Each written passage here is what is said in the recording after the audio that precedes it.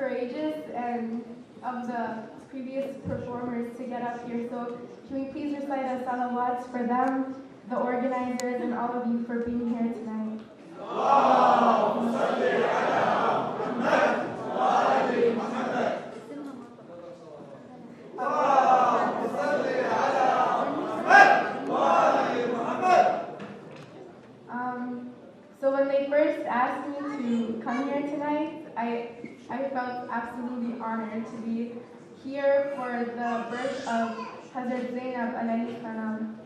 And so I didn't know where to start writing because there's so much about her. And what I usually do is I start researching about the individual I'm gonna speak about or write about. And so I didn't know where to start. So inshallah, this does her this much justice.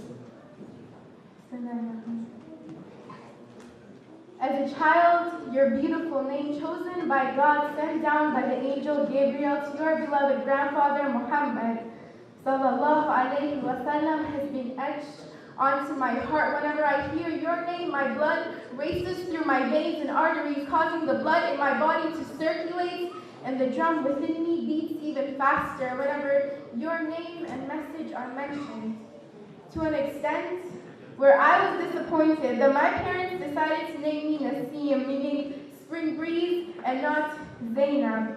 But eventually, I got over this fact once reflecting and realizing that you were like the spring breeze, demolishing winter and dark days, whether it be to educate the women, those who had been blessed and saved by the revolutionary revolution of your grandfather, for if it wasn't for the message sent to him by God, those women wouldn't have been alive. They would have been buried under dust while crying their father's names.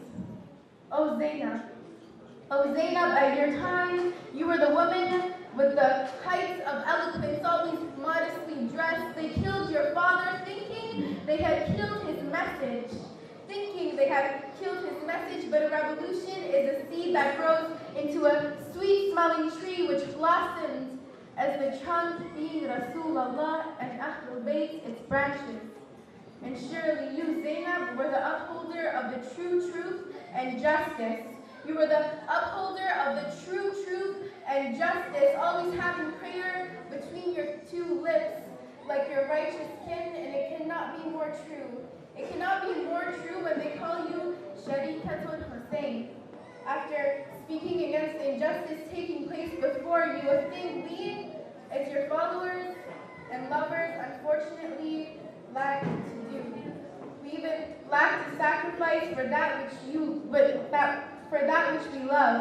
But you stood on the scorching sands of Karbala, saying, "You see not but the mercy of God," while your sons and brothers were being butchered before your very eyes, but you knew it was for God's cause. So I ask you, God, to guide me on the pathway of you and of Zainab and her infallible family, to speak the truth, thanking God for waking up for another day, being the bearer of modesty and morality.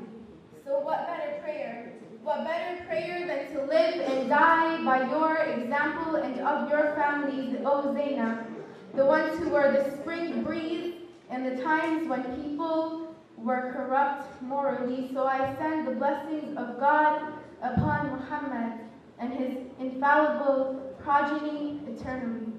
Salawat ala Muhammad wa ali Muhammad.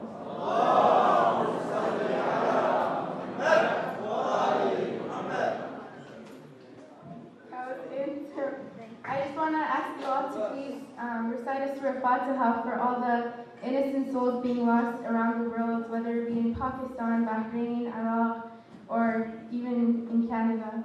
So please recite the Surah Fatiha.